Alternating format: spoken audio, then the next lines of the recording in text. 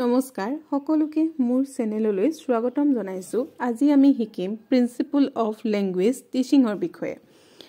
শিশুৱে ভাষা এটা ঘৰৰ পৰা পৰিৱেশৰ পৰা শুনি শুনি ক'বলৈ আৰম্ভ কৰে। ভাষা শিকন প্ৰক্ৰিয়াত শিক্ষকে কিছুমান নীতি মানি চলিব লাগে।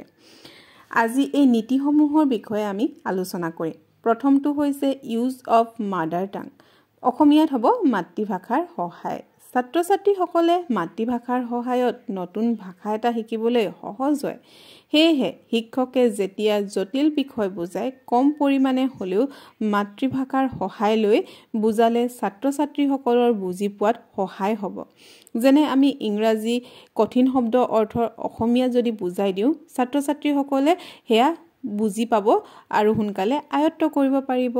ইয়াৰ পাছৰ নীতিটো হৈছে ল্যাঙ্গুৱেজ এক্সপ'জাৰ অৰ্থাৎ ভাষিক পৰিৱেশ। শিশুসকলে শুনি কৈ পঢ়ি আৰু লিখি ভাষা এটা শিকে।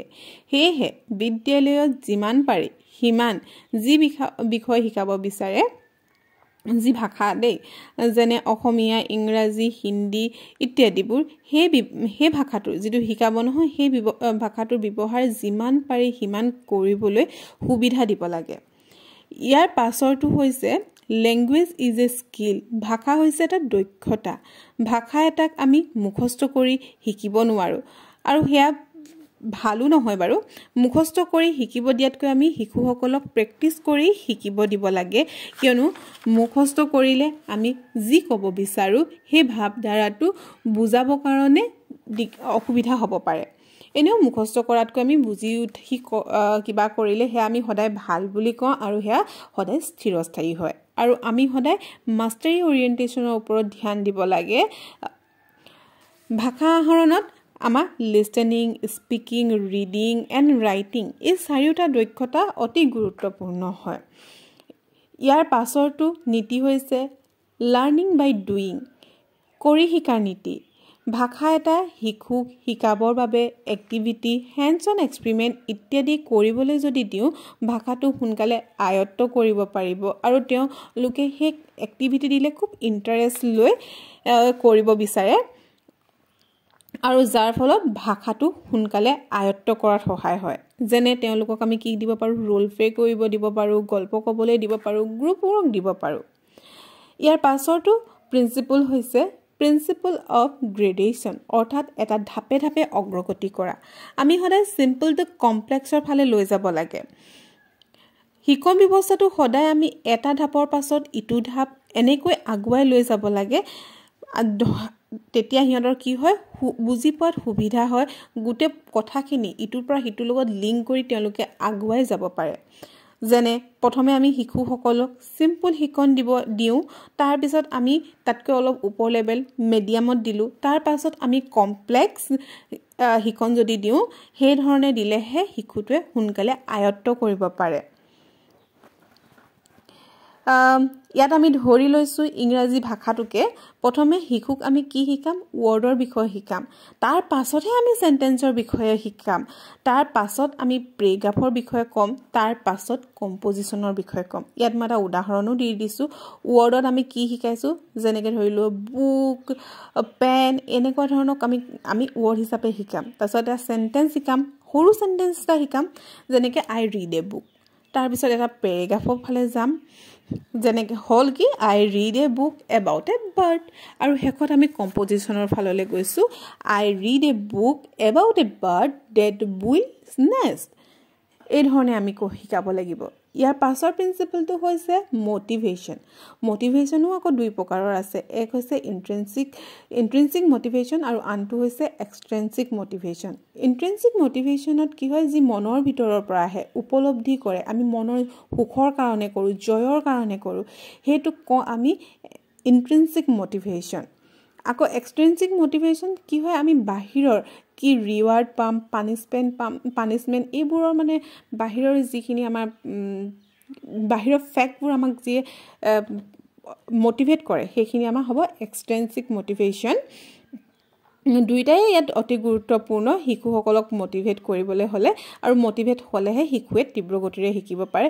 কিন্তু আটাইতকৈ ভাল যদি মটিভেশ্যন কোৱা হয় ইন্ট্ৰিনচিক মটিভেশ্যন। সেইটোত মটিভেশ্যন থাকিলে সোনকালে শিকিব পাৰে শিশুসকলে ইয়াৰ পাছৰটো নীতি হৈছে habit of formation অভ্যাস গঠনৰ নীতি ভাষা এটা শুদ্ধকৈ শিকিবলৈ পুনৰাবৃত্তি যদি কৰি থাকিব লাগিব সেয়েহে শিশুসকলক ভাষা এটা শিকাওঁতে পুনৰাবৃত্তি অভ্যাস গঢ়ি তুলিব লাগে ইয়াৰ পাছৰটো নীতি হৈছে নেচাৰেল অৰ্ডাৰ অফ প্ৰিন্সিপল ভাষা শিকাৰ স্বাভাৱিক এটা ধাৰা আছে হেতু হল কি প্ৰথমে শুনিব তাৰ পিছত ক'বলৈ আৰম্ভ কৰিব তাৰ পিছত পঢ়িব আৰু একেবাৰে শেষত লিখিব ইয়াৰ পাছৰটো নীতি হৈছে ইন্ডিভিজুৱেল ডিফাৰেন্স প্ৰত্যেক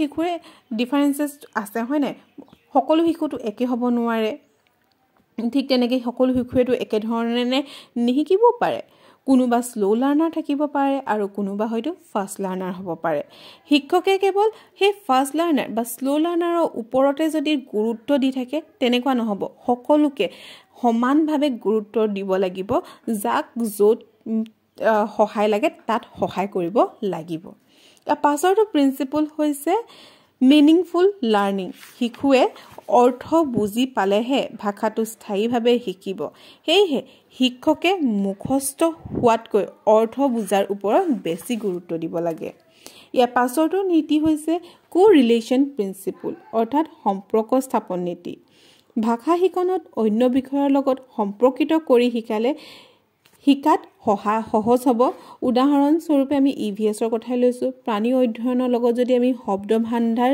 যুক্ত কৰি দিওঁ তেতিয়াহ'লে শিশুৱে সোনকালে বুজি উঠিব সোনকালে সম্পৰ্ক স্থাপন কৰিব পাৰিব ইয়াৰ পাছৰ নীতিটো হৈছে ফ্লুৱেন্সি বিফৰ একুৰেচি প্ৰথমে শিশুক ধাৰাবাহিকভাৱে শিকাত বা ফ্লুৱেন্সিভাৱে ভাষাটো ব্যৱহাৰ কৰিবলৈ দিব লাগে ৰাদাৰ দেন একুৰেচি প্ৰথমতে যদি আমি একুৰেচিৰ ওপৰত গুৰুত্ব দিওঁ তেনেহ'লে শিশুৱে ভাষাটো ক'বলৈ সংকোচ কৰিব ভালদৰে নিশিকিব পাৰে সেইকাৰণে আমি সদায় প্ৰথমতে কি চাব লাগে ফ্লুৱেন্সিটো চাব লাগে ইয়াৰ পাছৰ নীতিটো হৈছে arose R A part of language শিশুৰ ভুল হোৱাটো স্বাভাৱিক কথা ভুল হ'বই ন ভুল হোৱা মানে এইটো নহয় যে সি একোৱেই নাজানে শিশুৱে ভুল কৰোঁতে শিক্ষকে তৎক্ষণাত বাধা দিব নালাগে ছাত্ৰজনক আমি নৰমভাৱে শুদ্ধটো বুজাই দিব লাগে তেতিয়াহে সিহঁতি কি কৰিব সেই ভুলৰ পৰা এটা শিক্ষণ লৈ আগবাঢ়ি যাব পাৰিব ইয়াৰ পাছৰ নীতিটো হৈছে কমিউনিকেটিভ এপ্ৰ'চ ভাষাৰ মুখ্য উদ্দেশ্য হৈছে কি যোগাযোগ সেয়েহে বাস্তৱ পৰিস্থিতিত শিশুক ভাষা ব্যৱহাৰ কৰিবলৈ দিব লাগে একেবাৰে শেষৰ নীতিটো হৈছে চাইল্ড চেণ্ট্ৰেড এপ্ৰ'চ অধ্যাপনৰ প্ৰক্ৰিয়াৰ কেন্দ্ৰবিন্দু হৈছে শিশু সেয়েহে বিষয়বস্তু ক্ৰিয়াকলাপ পাঠ শিশুৰ আগ্ৰহ অভিজ্ঞতা ক্ষমতা অনুসৰি হ'ব লাগে ভিডিঅ'টো যদি ভাল লাগিলে লাইক কৰিবলৈ নাপাহৰিব শ্বেয়াৰ কৰিব আৰু চেনেলটো ছাবস্ক্ৰাইব কৰিব থেংক ইউ